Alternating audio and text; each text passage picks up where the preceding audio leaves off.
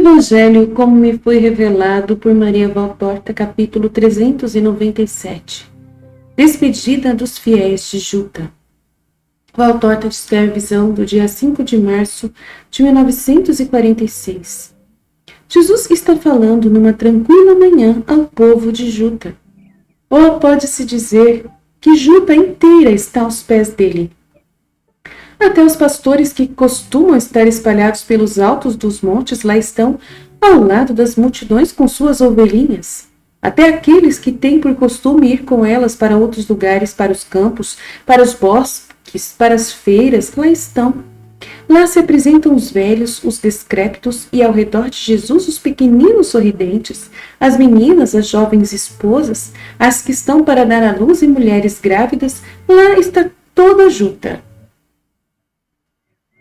O esporão de um monte que se estende para o sul é o anfiteatro que dá acolhida a toda esta pacata assembleia.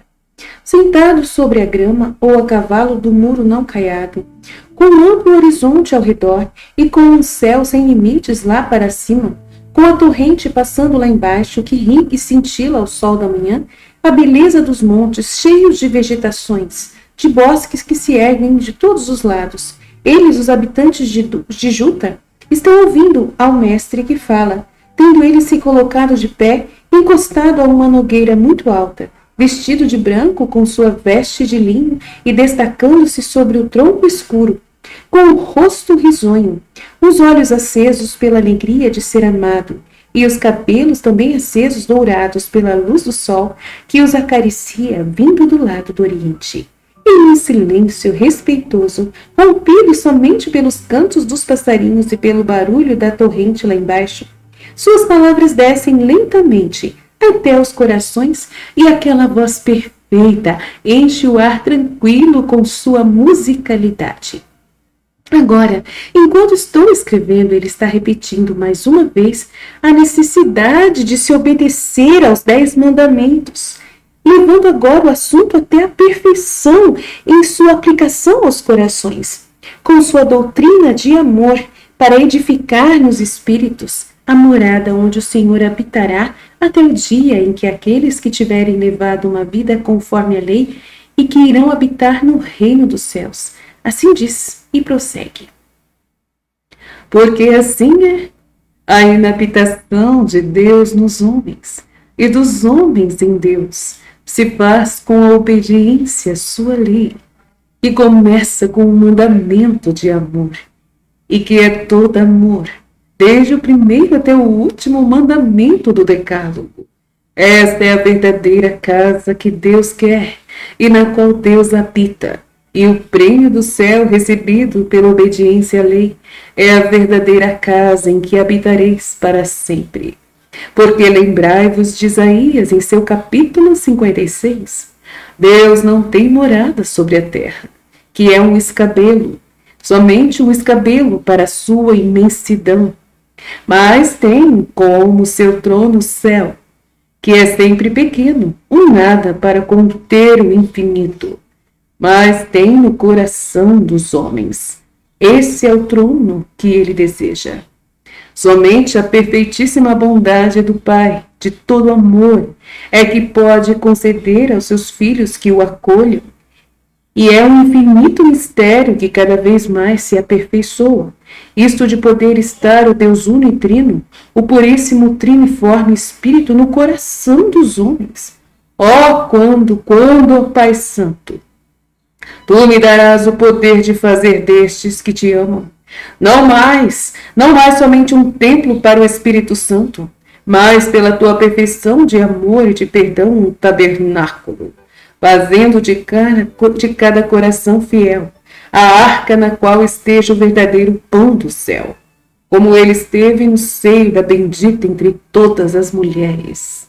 Isso vai ser no reino da divina vontade. Ó, meus muito amados discípulos de Juta, que me foi preparada por um justo, tende na mente o profeta e o que ele diz, pois é o Senhor quem fala, dirigindo-se àqueles que edificam os vazios templos de pedra, nos quais não há justiça e nem amor, e não sabem edificar em si o trono do Senhor por meio da obediência aos seus mandamentos. Diz o profeta: que casa é essa que vós me edificareis? E que lugar é esse do meu repouso? E ele quer dizer: credes que me tendes convosco, porque erigis para mim umas pobres paredes? Credes que me dais alegria com as vossas mentirosas práticas, das quais não dais uma prova de sinceridade, por meio da vossa santidade de vida? Não. Deus não se interessa pelas exterioridades que escondem chagas e um vazio, como um manto de ouro jogado sobre um leproso, ou sobre uma estátua de argila oca, sem a vida da alma. E diz o Senhor, confessando Ele mesmo, Ele, o dono do mundo, a sua pobreza, como rei com muitos poucos súditos, de pai com muitos filhos fugitivos de sua morada. A quem dirigirei meu olhar, senão ao pobrezinho, ao contrito de coração, que treme diante da minha palavra? Porque ele treme? Só por medo de Deus? Por um profundo respeito, por um verdadeiro amor? Por humildade de súdito, de filho que diz que reconhece que o Senhor é tudo e ele nada? E treme de emoção, sentindo-se amado, perdoado, socorrido pelo tudo? Oh, não procureis Deus entre os soberbos. Lá ele não está. Não procureis entre os duros de coração, lá ele não está. Não procureis entre os impenitentes, lá ele não está. Mas ele está nos simples, nos puros, nos misericordiosos, nos pobres de espírito, nos mansos, naqueles que choram sem fazerem imprecações, nos que procuram a justiça, nos perseguidos, nos pacatos. Nestes está Deus, e está naqueles que se arrependem e querem perdão e procuram fazer expiação. E não fazem todos estes o sacrifício de um boi ou de uma ovelha, a oblação disso ou daquilo para serem aplaudidos, ou pelo supersticioso terror de um castigo, pela soberba de parecerem perfeitos. Mas fazem o sacrifício de seu coração e contrito e humilhado, se são pecadores, ou do seu coração obediente até o heroísmo, se são justos. Eis aí o que agrada ao Senhor. Eis quais são as ofertas pelas quais ele se doa, com os seus inefáveis tesouros de amor e de delícias sobrenaturais. Aos outros ele não se doa. Estes já têm as suas pobres delícias nas abominações.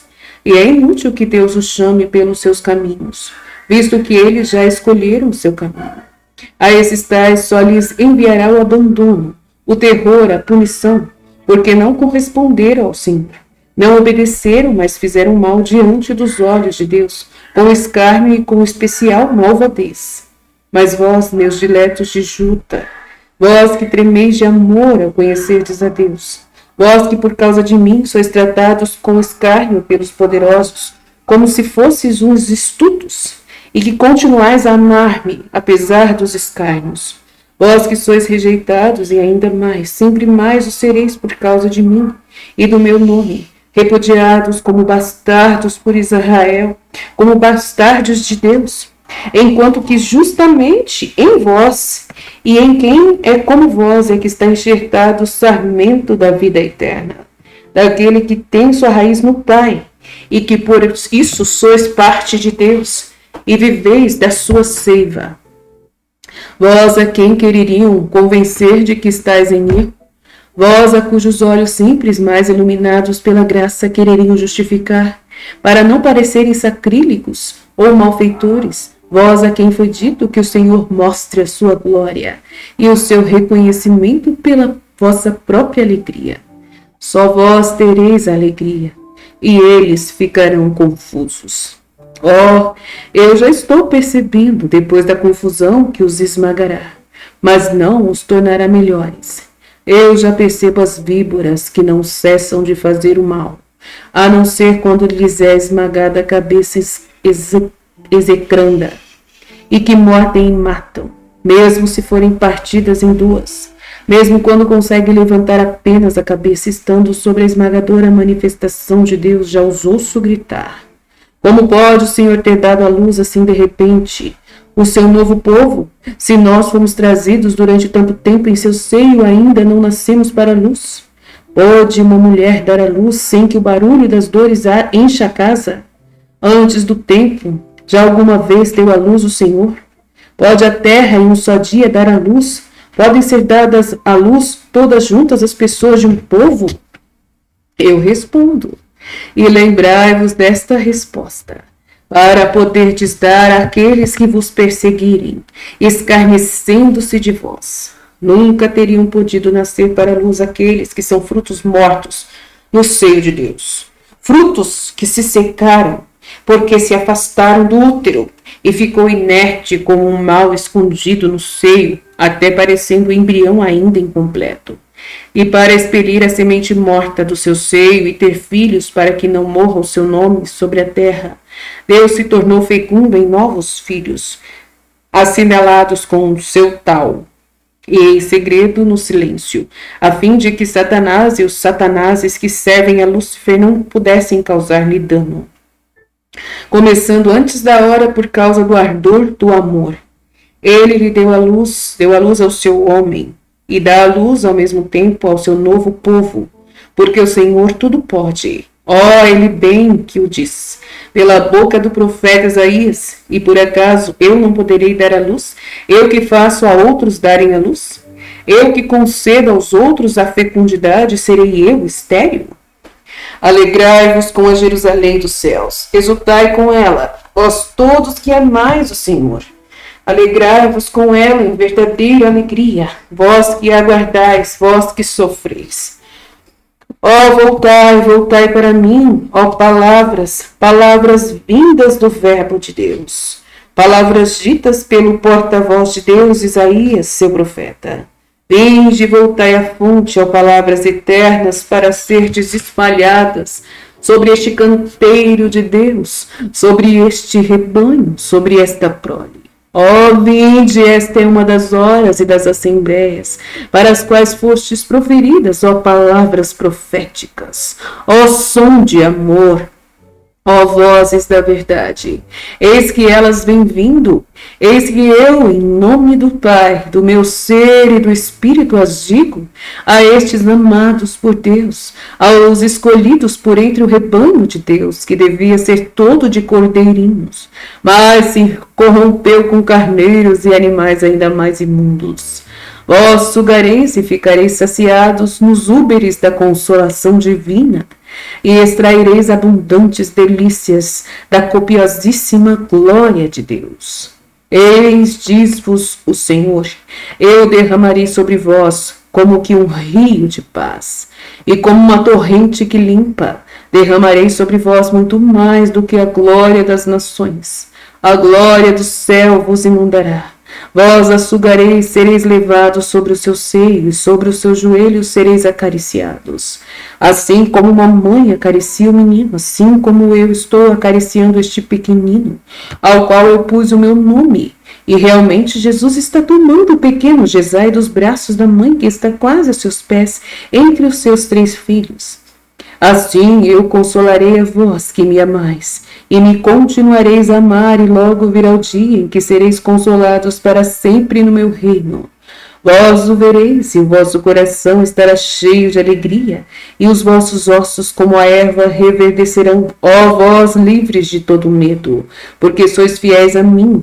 Quando o Senhor vier no fogo sobre uma carruagem semelhante a um turbilhão, para guiar no fogo do amor e da justiça, e para punir ou exaltar, separando os cordeirinhos dos lobos, isto é, daqueles que achavam estar se santificando, mas pelo contrário se tornavam idólatras. O Senhor, que agora vai partir, virá, e felizes daquele que ele encontrar perseverantes até o fim. Este é o meu adeus, e com ele vos dou a minha bênção. Ajoelhai-vos, para que eu vos fortaleça com ela. O Senhor vos abençoe e vos guarde, o Senhor vos mostre a sua face, e tenha misericórdia de vós. O Senhor vos dê a sua paz, e ide, deixai que eu me despeça dos bons entre os bons de Juda. As pessoas vão saindo com pesar, mas quando o menino por primeiro diz: Senhor, deixa que ele te beije a mão. E Jesus consente. Todos querem dar um beijo sobre as carnes santas do cordeiro. São beijos de crianças em seu rosto, beijos de velhos sobre as mãos, beijos de mulheres em seus pés desnudos por entre a grama, que se prosternam com palavras de adeus e de bênção. Jesus com paciência os acolhe e tem para todos uma saudação particular. Finalmente, Todos estão contentados. Só falta a família que o hospedou. Todos dela abraçam a Jesus e Sara diz: Não voltarás mais mesmo? Não, mulher, nunca mais. Mas não estaremos separados. Meu amor estará sempre contigo, convosco, e o vosso comigo. Não vos esquecereis de mim, eu sei. Mas eu vos digo, mesmo nas horas mais terríveis que estão para vir, não deis acolhida à mentira, nem mesmo como uma hóspede de passagem, ou como uma invasora imprevista. Dai-me cá o pequenino. Sara. A mulher lhe entrega a Jesai e Jesus se assenta sobre a grama com o pequenino no colo e fica falando com o rosto inclinado sobre os cabelinhos do pequeno. Lembrai-vos sempre de que eu sou o cordeiro que Isaque vos ensinou a amar, até mesmo antes de que me conheceis, e que um cordeiro é sempre inocente como este menino, mesmo quando ele é apresentado vestido com pele de lobo, para fazê-lo passar por um malfeitor.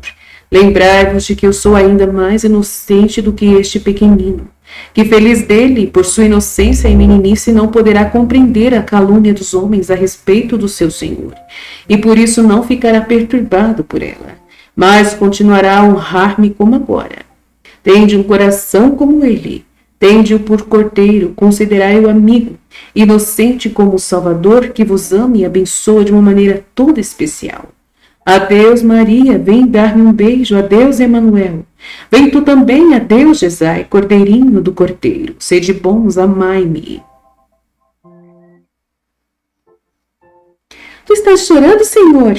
Pergunta espantada a menina, vendo brilhar uma lágrima por entre os cílios de Jesai. Ele está chorando? Pergunta ao marido de Sara. Tu estás chorando, mestre, por quê? Pergunta a mulher. Não vos entristeçais com o meu pranto. É amor e bênção. Adeus, Sara, adeus, homem. Vinde como os outros beijar o vosso amigo que vai-se embora. E tendo recebido em suas mãos o beijo dos dois esposos, coloca de novo o menino nos braços da mãe.